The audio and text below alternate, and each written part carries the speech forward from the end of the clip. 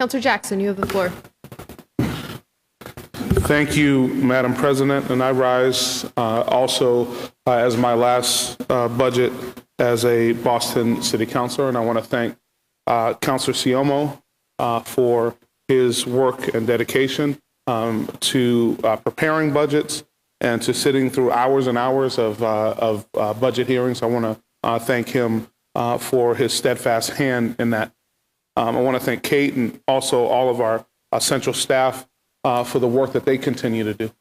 We are, because you are, we are as good as the work that you put in front of us, and you make us look good. Thank you, Carrie, for making me look skinny. Okay, that wasn't a joke actually, but no. But I want to thank the central staff, and I also want to thank Council President Wu for the steady hand that you've had, and also for bringing our council together in a way that I don't believe we've had in the past. The lunches and the connections and the depth of interaction this go round has been one of the best I've had on my tenure at the council. So I want to thank you for that. And I want to thank the budget staff who presented to us. I believe that they worked hard. I believe that they tried their best. But I actually, it's my last go around, so I'm going to leave it all on the field. And I start, my framing is from Mother Teresa. She said, at the end of our lives, we will not be judged by how many diplomas we received, how much money we made, or how many great things we have done. We will be judged by, I was hungry and you gave me food to eat. I was naked and you clothed me. I was homeless and you took me in. That's our judgment. And I would say to you, on the operating budget, we are not doing that. By not standing up for the $5 million in housing vouchers, because, by the way, tents don't house people. Real solutions to homelessness are actual housing. And those 400 families can't wait any longer at the base of the highway or next to Melnia Cass or any of the crevices and cracks under bridges in the city of Boston. That is a stain on us as a city. It's a stain on us as a council, and we have to step forward and do something today. They can't wait. And so what I would state to you, many of the folks behind me are folks who I've spoken to, and this issue around Project SOAR and Project Safe Harbor is an artificially created city of Boston creation that hurt the most vulnerable people in the city of Boston by no fault of their own. Folks who were doing the right thing, who had earned their way and actually paved their way to recovery. They were solidly in recovery. And based on the city of Boston, Boston Public Health Commission, the mayor's office, and also it now becomes on us. We are removing services from the most vulnerable folks among us, and I know some of them have been restored, but let's also talk about the 10 individuals who now are not in recovery. We're complicit in that. 3 individuals who are incarcerated. We are complicit in that, in this budget, and furthers that complicity. And so on the operating budget, I cannot support an operating budget in a city that has over $144 million of net new revenue, that can't liberate $5 million of that to help homeless folks. After we closed access to a bridge to hundreds of homeless beds and detox services, and therefore putting them into a tailspin. So again, I will not co-sign on a budget that does that in the city of Boston. And let's talk about, I'm chair of education. I've loved having this opportunity. I want to thank you, Madam President. Boston Public Schools combined in 4th and 8th grade test scores are #1 in the United States of America. We actually have a lot to be proud of. in our public school system. We have great teachers in our public school system who sadly get attacked and don't get the support that they need, want, actually deserve in the Boston public schools.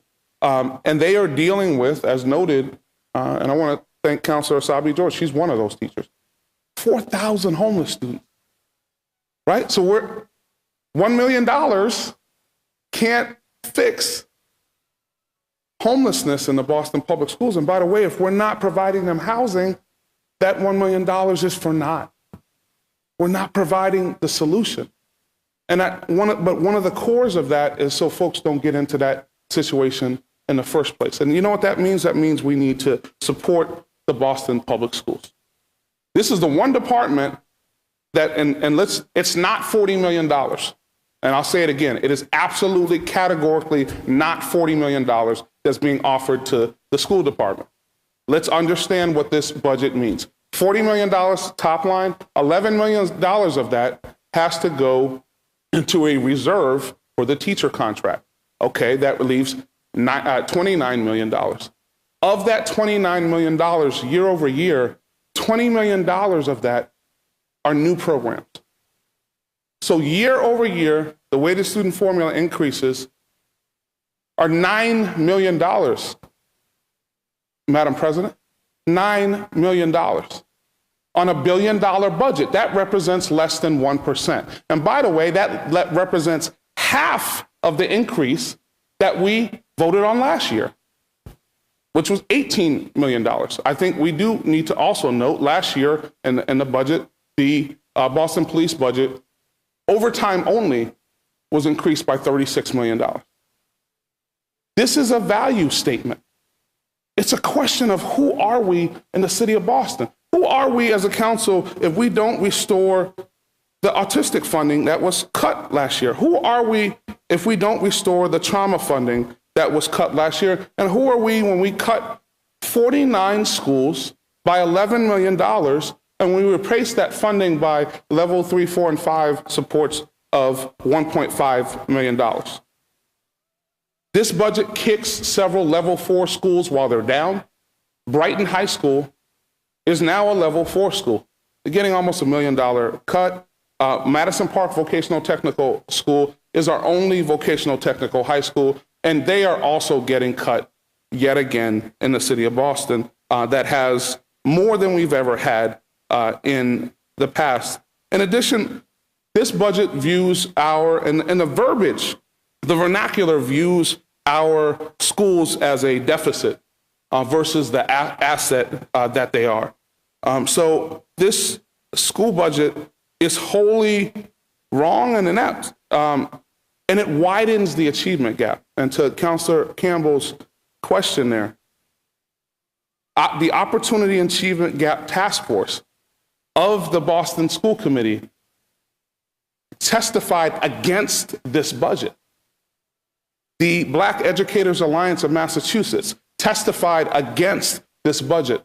And the citywide parent council testified against this budget. And Councilor Presley has a point. Our counselors and nurses cannot keep up with the students that they have because the ratios are all wrong.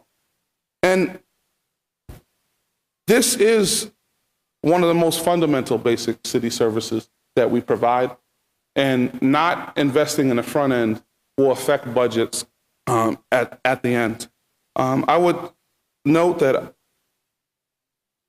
I can't, in all conscience, vote for an education budget that does not fully fund the Boston Public Schools, that does not plan for the future of the young people in the city of Boston, and does not restore the funds to the most vulnerable among us, and also co-signs on the closure of a school over the objection of the community in Mattapan, the Mattahunt. And I close as I started. At the end of our lives, we will not be judged by how many diplomas we have received, how much money we have made, or how many great things that we have done. We will be judged by, I was hungry and you gave me food to eat. I was naked and you clothed me. I was homeless and you took me in. Thank you, Mother Teresa, for being our guiding light here. I will be voting against the operating budget. I will be voting against the school budget because these budgets do not properly use the funds that we have in the city of Boston to help the most vulnerable among us. And it really does boil down to the value that we are showing in those most vulnerable among us. Thank you for this opportunity, Madam President. Thank you, Councilor Jackson.